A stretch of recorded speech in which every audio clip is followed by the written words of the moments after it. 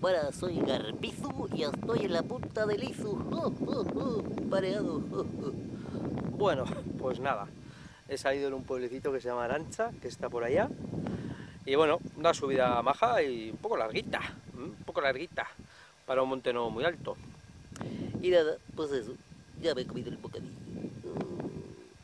Pero bueno, ahora grabaré las bonitas vistas de siempre. Bueno, pues nada, ahora